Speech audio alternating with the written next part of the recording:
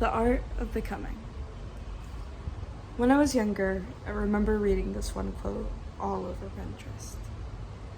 Don't waste your time chasing butterflies. Mend your garden, the butterflies will come.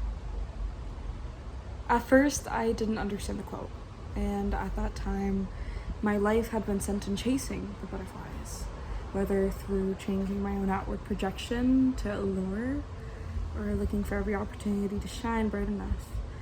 I just hoped that they would see me. I've had mixed feelings about love my whole life, but one thing that I knew for certain, I wanted to feel it, and I yearned for that experience. I grew up in a household where love was a word or a phrase, and that the affirmation was enough that the action did not feel the need to be shown. For a good majority of my upbringing, love was just the surface, and I questioned then what would be under it. And if love was just a word to make others feel seen, then what does love really mean? I knew my parents loved each other, but they weren't affectionate, and my siblings and I were never close. So those times when I felt distant, love felt as if it was failing. And within my own journey of searching for what love truly was, I ended up hurting those that thought my word love was the only secure way of expressing it. I spent years searching for the idea of love and the things that I knew I could never have, and in a way that represented my life. Because when I was shut down in my quest to create my own understanding, love was not even a feeling I felt for myself. I looked for quick fixes because society told me intimacy was love, and if I could find intimacy in the outward sense, then that was love, even if it was for just a night. In turn, I learned that in searching for what love was, it was just meant that it was a privilege that came with conditions. It has truly shaped who I am and has become a broken part of myself that I never really thought I needed to heal from.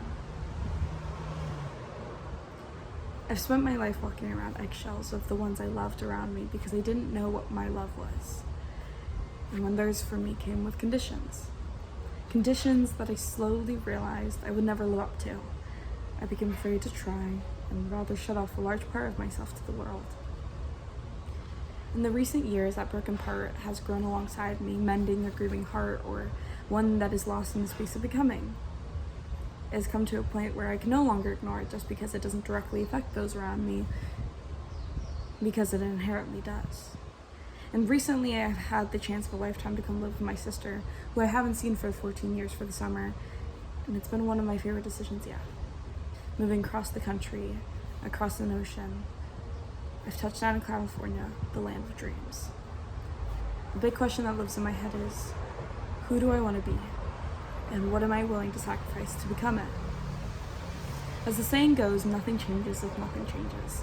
And I can't help but know the universe is bringing up the issues I've spent so long avoiding. Love. And I'm gonna go right out and say it. I want love. I want to love and be loved so badly it hurts.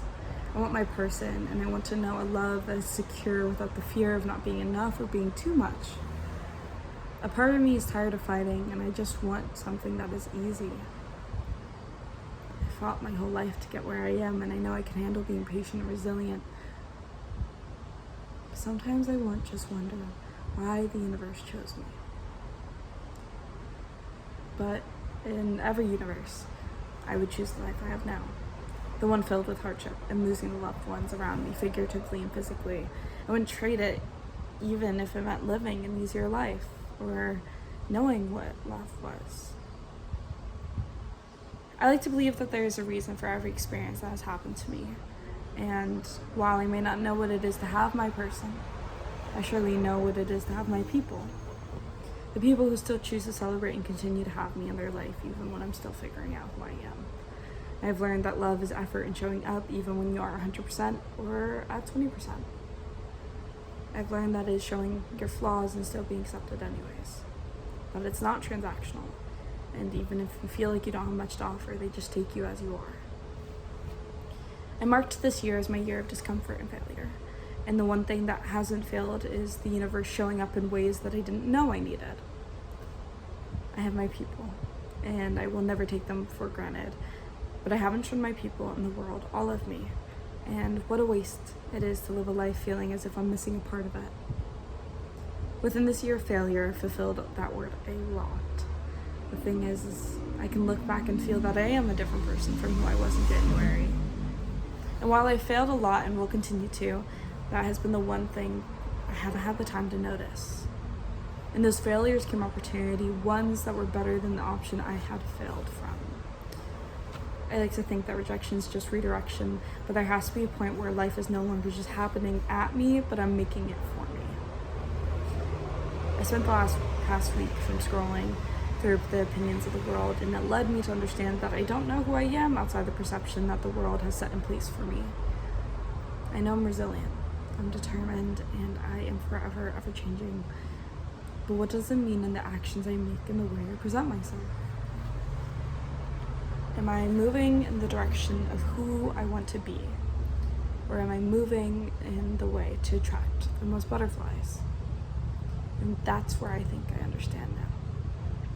The garden may seem pretty, but I've spent so much time plucking the flowers for others to show them that I deserve love, that it has left me with a barren land where you wouldn't know it was a garden in the first place. This next chapter of my life is to be spent finding what I want my garden to look like and planting the soil for me. Whatever butterflies that choose to follow will be because I chose to invest in my own, and I no longer have to hide a part of myself to be accepted. To the art of becoming. Until next time, your hopeful stranger.